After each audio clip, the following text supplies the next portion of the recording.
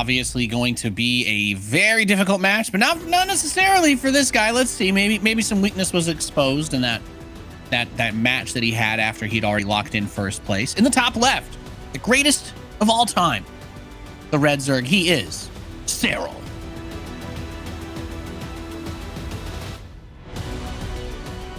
And his opponent in the bottom right-hand side, it is SKillous.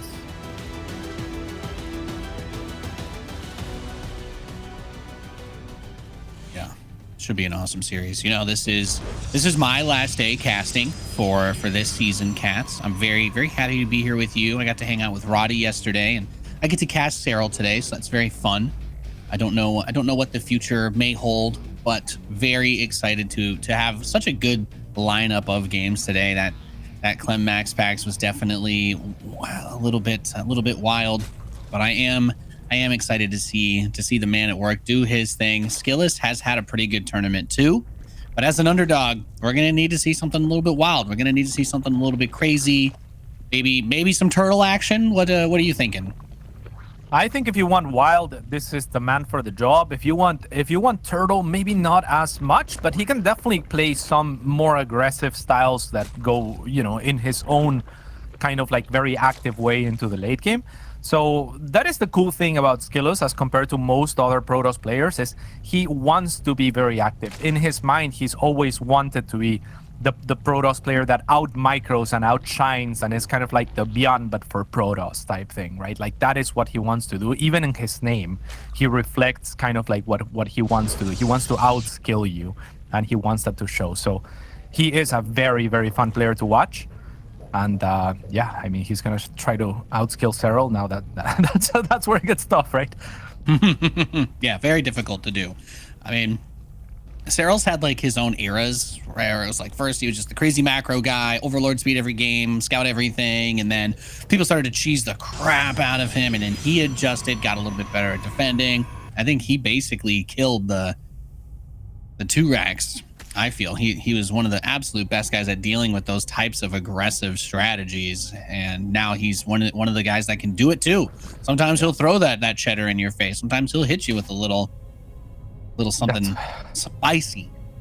Yeah, I've said this before, but it's so difficult to innovate. I feel like if you are already the best, what reason is there to try to improve yourself? And yet that is what we've seen from Serral, an evolution in spite of him in 2018, right? Like he had dominance off of that macro style, off of that more passive style, like very always absorbing, kind of like Showtime does today. And he did it with mastery, but now it's like you say, he can kind of do everything. And he is not as methodical as other players, not as set in his ways, that he doesn't actively think and adapt in the games. It is so fun to watch Serral for that reason, because it's so difficult to surprise him, because he will think on the fly. He will change responses on the fly.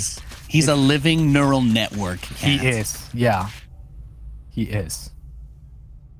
I think technically that's what brains. I think that's what brains are supposed to be, but not for most of us. No.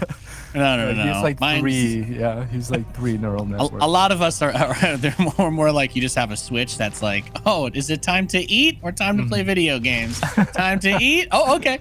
Time to play video games. And then at some point you pass out for like 6 hours and then you get right back to it. So yeah. Most standard opening in the world here in today's day and age for SKillous, as he's going to open double Oracle. He will be moving out with both Oracles, which is kind of indicative of like his playstyle, Serral. And like most Zerg players at this stage, already working on those rocks, putting his units to work. Well, he has the extra actions to spare, and otherwise repositioning to account for the Oracles coming in, but not getting aggressive. That is something that he can take into account, though, if SKillous is going to be doing this every game. If he's going to be moving out with the first 2 Oracles or even the third one, maybe you can look to punish the third a little bit earlier. Yeah, and trying to find those openings, trying to find those weakness, that's very difficult. That's a very difficult thing to do. Serral doesn't cut corners. He builds the spore crawlers. We see so many Zerg players try to have their queens in these cute spots and be ready to just kind of try and outplay or do something to get a little bit of an edge, and it just hardly ever seems to work. Even this drone, like, you want to try and kill this to deny the base? No, I'm going to turn into an Evo, bait you over, get some hull damage. Then I'm going to cancel it, and you'll go in again. But guess what?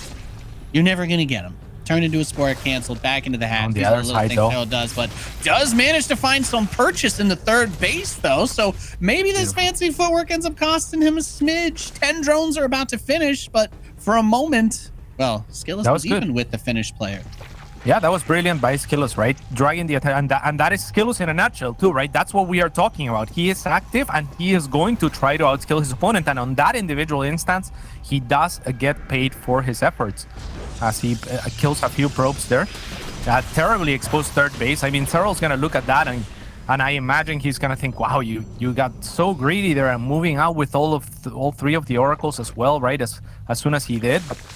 Yeah, I mean, things are going to stabilize. This is not a bad situation for Serral by any means, but not a great one either. And SKillous did find the damage with the oracles that he was looking for. Like you said, Serral does have spores on the other two bases, but was covering the third base just with queens. And SKillous finds that one existing gap. So great from him. He's coming out with the stalkers, clearing out the creep, has multiple oracles to back him up. So a pretty strong setup, but the stasis trap gets procced by a single Ling. He will get the revelation onto the rest of Serral's forces, though, and SKillous is actually playing pretty clean here. It's nice to see. He's gotten himself set up very well. Serral does kind of make it around one of his walls. We know that one of the biggest strengths of these, especially these tip-top players like a Serral, like a Raynor, is you're going to get hit with a lot of run-bys, but keeping the good vision is very, very nice. It makes it harder with the creep delay, too, to be able to get his opponent across the map. You know, that helps a lot, even for those Lings as fast as they are. He wants to spread that creep. Yeah, and I would say, I mean, between Serral and Raynor will actually try for more angles, perhaps, than Serral, but Serral does everything with so much intention. He spotted that pylon that he took down earlier. So when the Lings are headed there, they know what they're going to get, right? Like, they know what they're going for. They know that there's an exposed situation. Look at that, beautiful from SKillous as well, though, as he is gonna, you know, kind of wall himself off a little bit, but actually the Lings do manage to slip in. Still two stalkers here for his troubles is gonna get Serral. As SKillous continues to keep map control, and look at that, it's a beautiful defense of the watchtower, a very important location here on this map. Yeah. I really like the map presence that SKillous has maintained, though. The biggest risk, of course, as these Lings with the upgrades come through, is that he gets the surround, but he's kind of counting. He's like counting on Serral to go for these big counterattacks so that he can keep his army in his face. And Serral does get around that fourth base, but SKillous has a lot. He still has a lot here. 8 probes died, though. And as the oracles run out of energy, it does get a little bit more dangerous to stay out here. Yeah, Serral Warpins are trying to do what they can, but they're not going to be able to defend this fourth, unfortunately. So yeah, SKillous unable to push ever so barely. Like you said, the Oracle's running out of energy. If they had just a little bit more, no cancel on that Nexus, unfortunately, then it was looking pretty decent for SKillous, who dove in after also with a lot of intention, right? Like with a lot of mind presence, took down the Spore Crawler earlier with the Stalkers, kind of like focus firing, avoiding to waste shots on units, which sounds weird, but it allows for those Oracles to dive in further at that stage and do the damage that he found. Unfortunately, it's not been enough yet. Well, he does do a good job of keeping that presence, but I think this is where Serral with that +1 and now the very quick +2 melee, these Lings are just generating crazy value for him, not only just being able to shut down that base, because those Zealots typically with +1, we say, hey, yeah, they're great against Lings, but when you have that many Lings and they have that upgrade advantage, the Zealots die pretty quickly too, so it's made things tricky. And the moment that Serral is able to get a jump on this army, it's going to get awkward, but he's not going to do that. He's just going for another counterattack, says, I'd like to keep you on 3 bases forever. How does that sound? Yeah, it sounds pretty bad now. I mean, this is the second time that gets canceled. I think the first one even it got killed, and now Serral also has the gold. He has continued to expand, and he has punished SKillous for keeping the great map control that he had. Does he get to keep it? Does he get to keep the gold here? Oh, Serral has another big army in the northeast, so maybe this like turns into like a bait type situation. That wall off by the third helps a little. Some Stalkers get warped in as well as a sentry. These are +2 Lings, so the damage that they will do is crazy, but I actually think that worked against him a little bit there, as that gold kind of led him to it. Yeah, he led him to it, and also he gives SKillous a little bit of a reason for his army to be here, actually positioned by the fourth, right? So that is actually really nice, because he gets the double value out of that in a sense, in the sense that, okay, I'll finally establish my fourth. Oh, and I actually got something to do, and it's not irrelevant for me to kill that gold base of yours. So now Serral, I mean, collapsing with a lot of these banelings. You'll notice the banelings are not being attack moved, but rather just moved to as close as possible to those units, because if the units shoot them, and they will eventually, they will detonate on their own, causing the same amount of damage, but absorbing more damage in the process. SKillous will kite back as far as possible, but this fourth base is not going to stand by the looks of it. Serral's going to punish it once again. And yeah, things are now looking near impossible for SKillous. Just overruns him, and those Zerglings from Serral, one of the absolute signature things that you expect. And some players, teacup, it's so cute. Oh, what do you think he's sipping on? Is it tea? Do you think he's got coffee? Is Serral cool? Does Serral drink coffee? No, I feel like he doesn't. You know, I feel like coffee is for us lesser humans. Yeah. The fact that I drink coffee alone makes me think like there's no way he would do that. Exactly. You know? Yeah. He doesn't drink coffee. He doesn't eat chicken nuggets. You know, he's just a god. He has somebody serving him like fresh elk every day. It's like elk steaks. Fresh elk. Yeah. He carries around a yoga mat in his backpack, I'm pretty sure. Yeah, well. probably. I'm not even kidding about that. Yeah. Like it's, He is actually, What a god. What a god. What a god. As I look at my coffee and I'm like, oh, I need this to continue to function, you know? I will literally not make it through the day. Well, going to Stargazers, the least played map in the whole entire season for game 2. So that's exciting, cats. That's exciting. I don't know that Serral does anything weird on it, but I wouldn't mind it. He can. I'm sure he can. We almost had a meme build on it, I think, in GSL, and then it kind of got denied because the Terran got cheesed trying to do it. So we didn't really get to see it happen.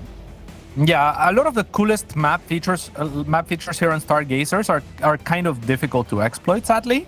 Right, like the gold is pretty far away, so I think it's more of a Protoss gold than anything else because you can actually recall. Whereas for Zerg Terran, it's very difficult to justify taking that early. And then the back base is really cool for sure, and that is unique.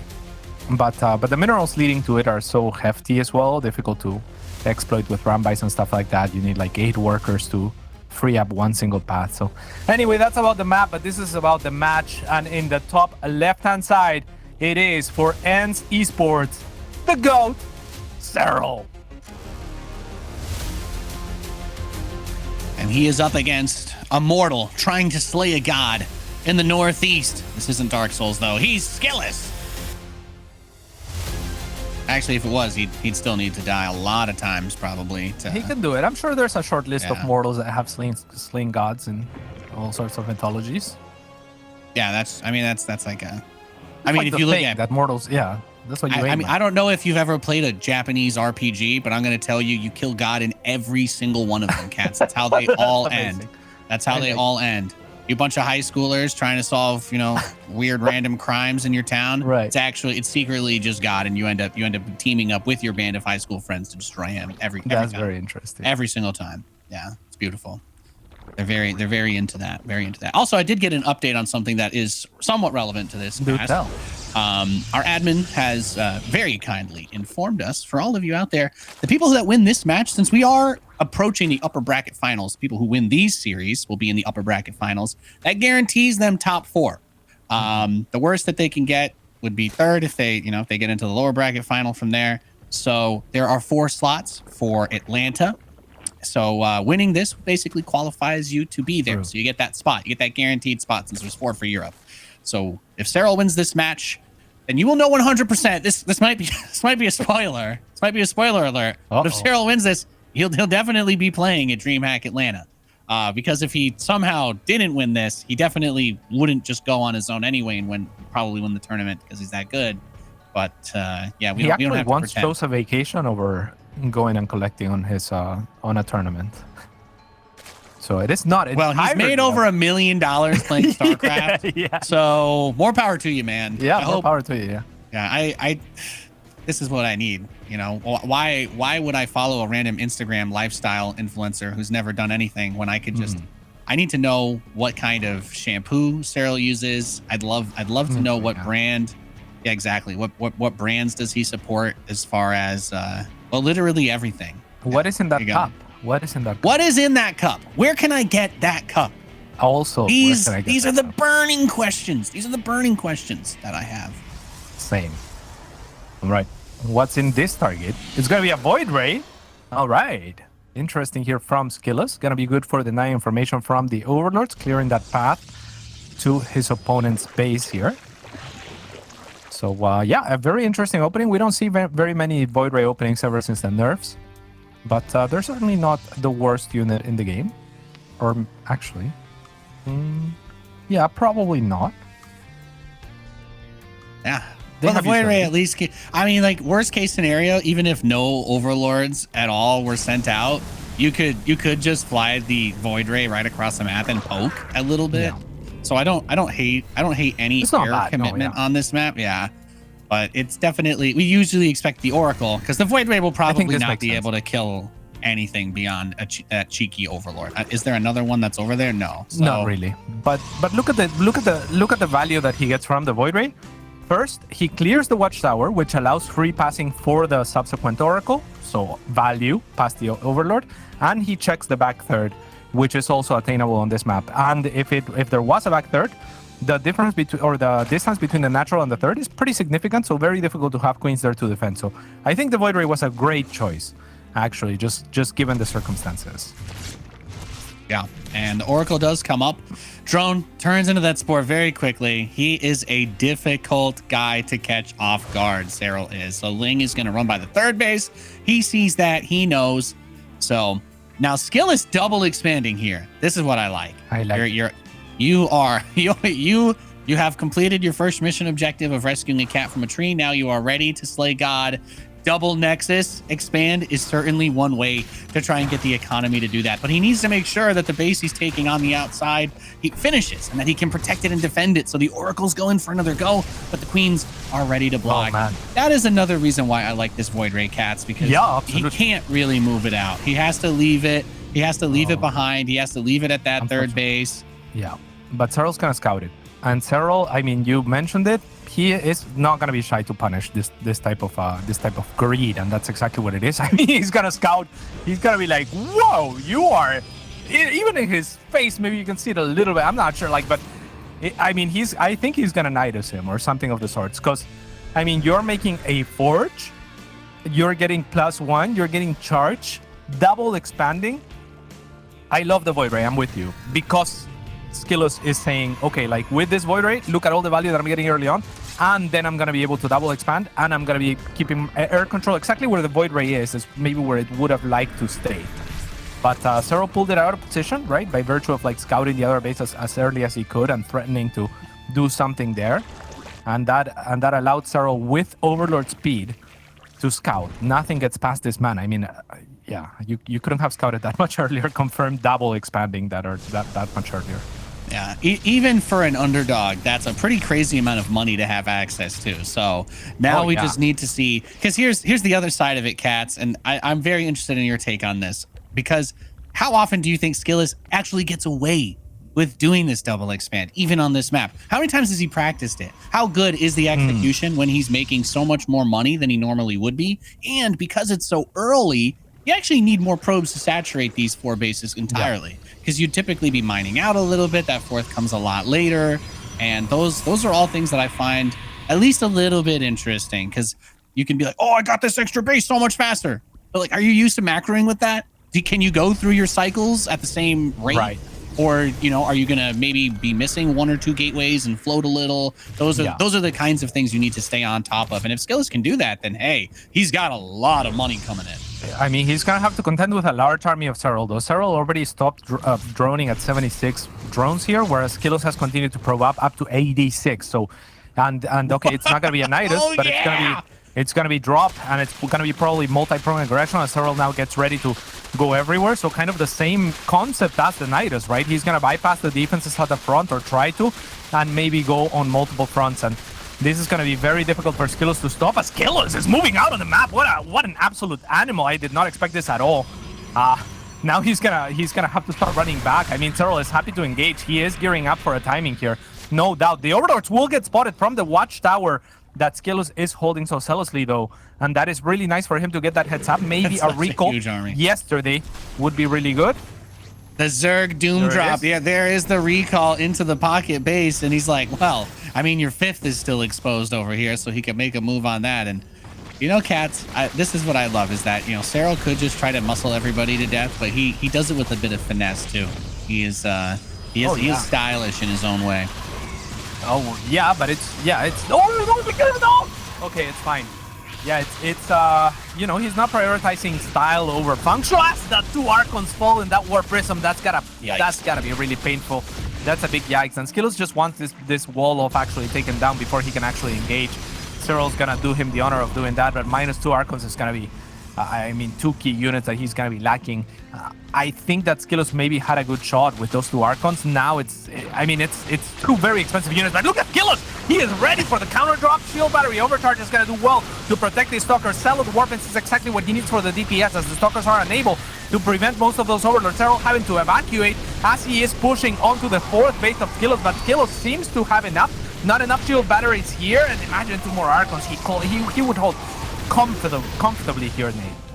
Yeah, it does get through the Archon on this base, and this is kind of what we were talking about in terms of the money. SKillous, all these resources, but the units are not there. Kind of wondering where maybe a second Robo could have come into play or something like that, as this base in the bottom right becomes very vulnerable. A couple Hydras will be left behind to work on the probes, and they have to evacuate. Meanwhile, you guessed it, Serral's rallying more units across the map.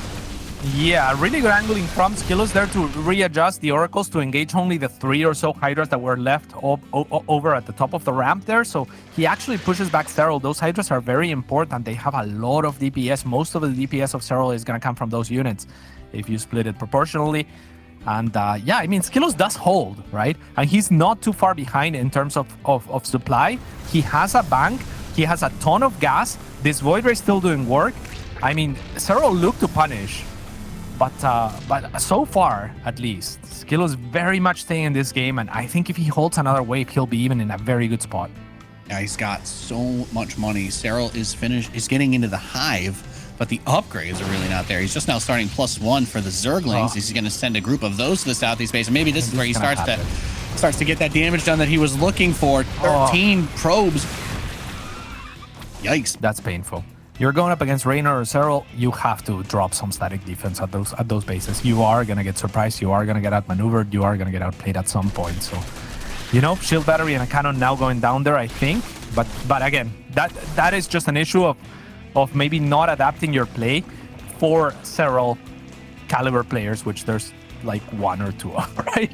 So he is actively always going to search for those openings. And SKillous is faster than most players and more active than most players, so it's difficult to find those opportunities, but Serral certainly will. And now he has a lot of lurkers, which are really strong against this army, so it's kind of a battle for positioning here.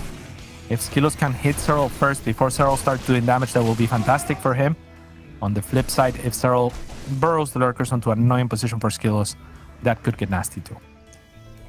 Yeah, I was going to say, I'd love to see those drop overlords come back into play with the lurkers. He has one on the top side that's making its way over. So the roaches kind of run to the natural. Serral's like, oh no, you caught my roaches. Oh no, how terrible. All your units are looking at the roaches. Look at the pretty roaches. And now, well, the overlord is going to eat a few shots on its way through. So he's trying to get maybe somewhere away from that cannon. He doesn't want to be revealed, of course. Yeah, because that's the annoying part about the lurkers. Even just being burrowed here is going to be annoying. It takes a lot more actions to clear than it takes to execute on the lurker drops. That is what I love about lurker drops personally, and they are terribly underutilized. It's just on the actions front, right? It's just you're trading just, okay, like I'm gonna drop them, I'm gonna burrow them, you deal with them. Dealing with them is a lot more action intensive. And even if he's not by the workers, look, he's targeting the Forge. So that +3 attack. And he catches the army in the middle of the map here too, trying to get the Revelation. I think what he wanted to do is force all the units up into the main to defend it, but it was still a pretty large amount of lurkers, but them being spread out here works in SKillous' favor. And that's actually a really nice hold, because in the meantime, he did lose that Forge. That's kind of brutal. The +3 attack got canceled very close to completing. But he's getting his 5th base in the middle, and he's actually able to clear some of the creep out and get on the map, because Serral got caught a little bit on that. Yeah, absolutely. I mean, Serral should have probably retreated a little bit closer to his lurker, so he fought with half of his army, but just an inch too far forward, basically, to where the lurkers weren't covering for his entire army. So then when the army falls, the lurkers are really exposed, right? Like, those are the type of units that you really want to protect, that have a lot of range, similar to siege tanks, right? Where you want a ball of bio in front of them to soak up the damage for them to do the damage from far away and in AoE form. Very similar situation. And now SKillous has a very, very strong army here. He has to be careful pushing into the choke and past that corner, though. Yeah, and the Archon Prism headed up towards the pocket base for Serral. Hydras retreat back to the lurkers. I don't see an observer with that army either, so very dangerous. Yeah. Good warping over there. This area is very well defended, however, for Serral. The spines, you know, like, I mean, you have a lot of actions to spare. You're Serral, you're very good. You still drop 4 spines there, though, because they are going to buy you time, right? So that the movement of the army makes it so that you can never get surprised, especially if your creep spread isn't as far out as you would like it to be, and that's giving credit to your opponent to some degree. So love the spines there just to buy time as Serral tries to sneak out and SKillous tries to sneak in.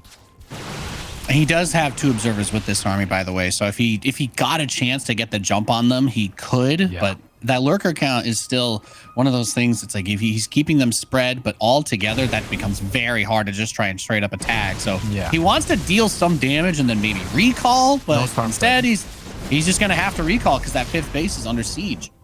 Yeah, and maybe he can catch this half of the army of Serral here. He's looking for it, SKillous, and he's actually going to be able to collapse onto it if you see on the minimap. So really nice catch here from the recall. And with the recall, when SKillous knows that most of the army of Serral is on the other side, that's an easy recall, I think, right? Because then you know that you can engage on the other side for sure.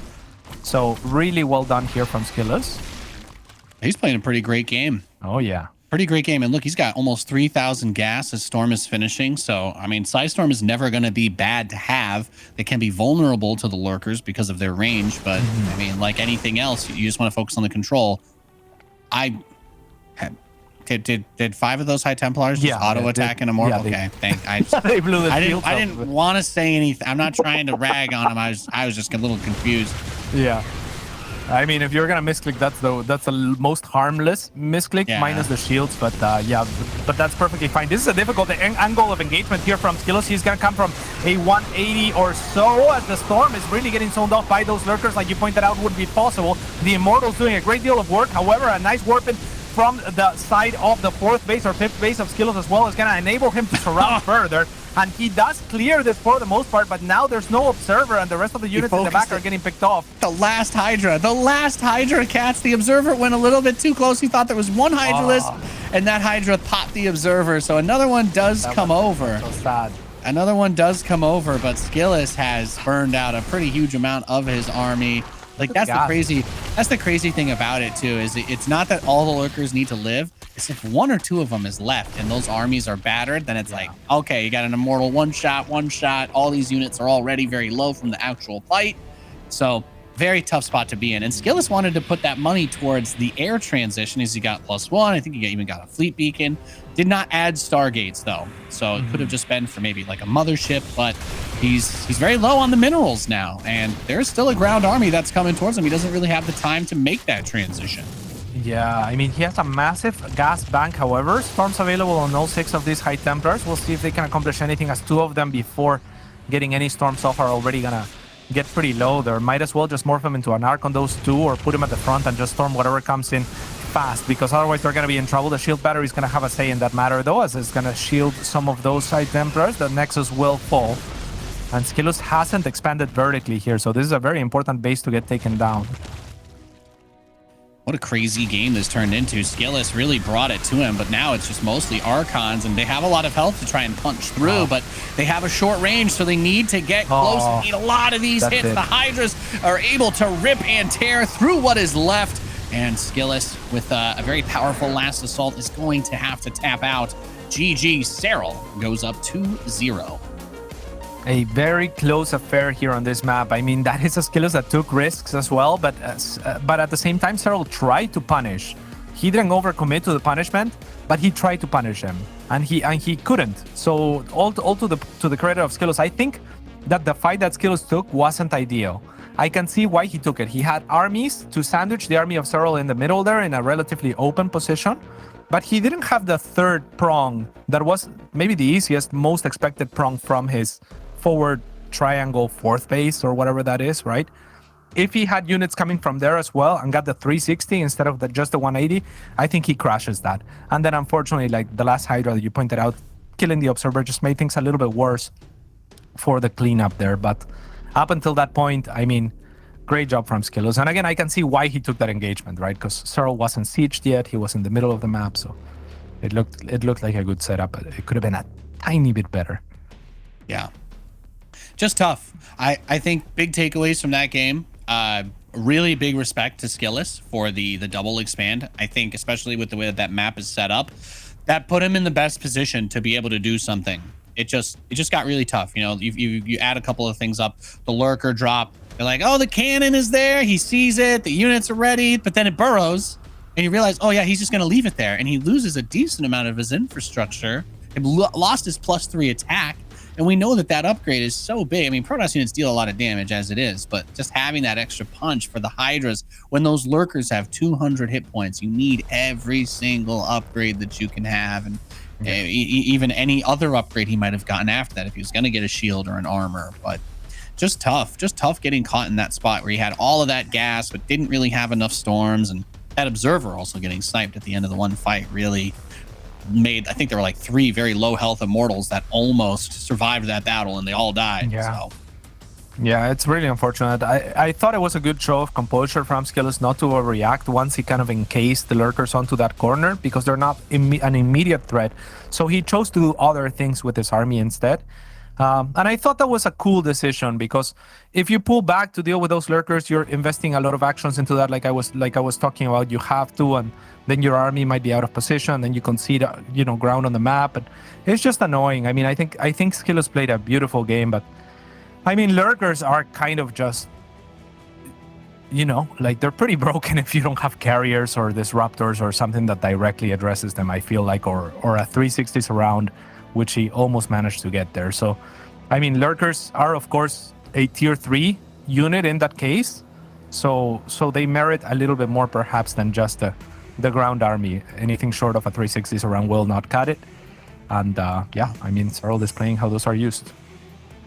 Yep. He really struggles without getting, like you said, you need that huge surround. You need to hit from every angle. And he hit from a couple. It seemed close, but air support is huge. Lurkers don't shoot up. They have a lot of range.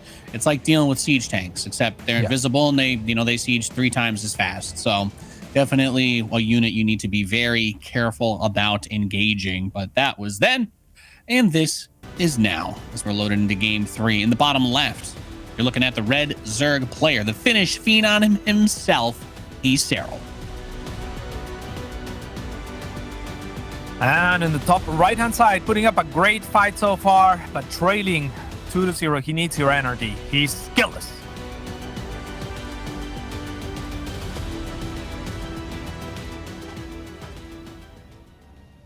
It has to be a collective effort here, right? As far as energy is concerned, to defeat the gods.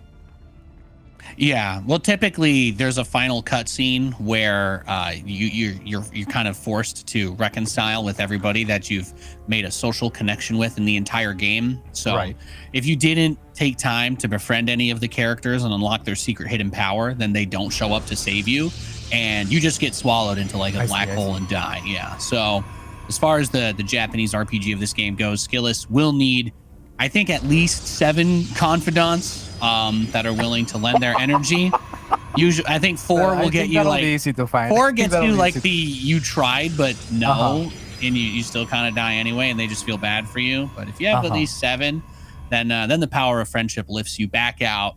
You get like a triple health bar, limit break type deal, and then it's usually GG. I guess type 7 if you're one of the 7, but what happens if we get to go past? Because I feel like we are definitely. Well, then you get the best ending. I mean, that's like the best secret ending, where the character that was only added in DLC turns out to actually be mythical themselves, and they give you the power of the god, and you get to choose whether you want to reset everything and just go back to the way things were, or if you want to keep your cursed knowledge, but nobody can ever know what you sacrificed. Yeah, I already see outrage in the chat because of my lurker comment. I said lurkers are broken if you don't have carriers or disruptors or a 360s, or I mean, there's answers. Dark Templar are broken if you don't have detection either. Yeah. That is the point I was trying to make. If you don't build an observer, Banshees are pretty great. Yeah, a ground-based army, a gateway-based army is not gonna. Cats, I'm very upset. I built 12 immortals, and this guy had 1 battlecruiser. And do you know how much supply 12 immortals is? It's a lot more than 1 battlecruiser.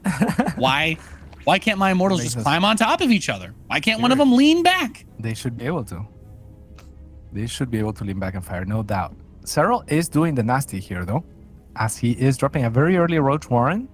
2 links here to keep tabs out on the map for him. The probe has, if there was a probe out on the map, it has been dealt with. Maybe Serral just trying to abuse the fact that SKillous hasn't been as proactive with the scouting. And this wall-off is kind of an odd one as well from the Russian players. He's choosing to wall-off with a pylon as his third building. Delaying the wall-off, it's pretty cool. And it's kind of saying like, hey, you're not going to Baneling bust me, surely. And Serral's not. I mean, who would in their sane mind? Yeah. And I like it. He has some cheeky roaches out early on too.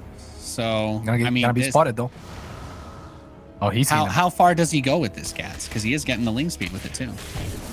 I mean, he goes very far with this. I think he was probably planning on all-inning, but now that he's been spotted, he is droning up, right? And this is the beauty of Serral, right? Like, he is a very adaptive player.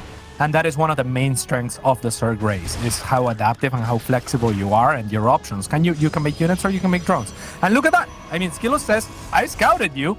You're coming for me with a lot of units. And Serral was like, that was the plan until you scouted me. Now, we chill. Yeah. Not a whole lot you can typically do with just a handful of roaches, but I do like the high speed, fast-paced, action-packed micromanagement of the 4 roaches out on the map. They're gonna see the third base, but it's not. You can't really do anything with this. He's gonna try to poke a little bit, but these are, the 4 roach hit squad. They're just chilling. Actually, there's their 5th compadre. He's just out there too. He's gonna join up with them. And now lings are coming behind this, so this might have been like oh no, my roaches are gonna slowly run home. What a surprise! It's a secret tool that will aid us later. Yeah, I thought you were gonna complete that one with. Yeah, but there's gonna be 3 adepts actually do slip in. 2 workers have fallen, maybe a 3rd one. That's gonna be it though. And yeah, this is a lot of links that Serral was making this time around for the 3rd, right? So he sees the 3rd go down. SKillous recognizes, okay, like I over respected your roaches, but now it's time for me to just take my 3rd. And Serral says, no, actually, it ain't. Yeah, gets us around, cleans that up, tried to recall. Wait, the zealot, no! Oh, I thought he was gonna go back out because I just saw on Reddit one of those clips where Serral forgave his opponent for the wall-up. I thought that was one of these instances. Oh, there's no mercy. No mercy whatsoever. No mercy here at the DreamHack Masters. He's super dead. And super duper. Yeah, that's about it. Same for SKillous. He did great. An amazing game too there. Mostly an eventful game.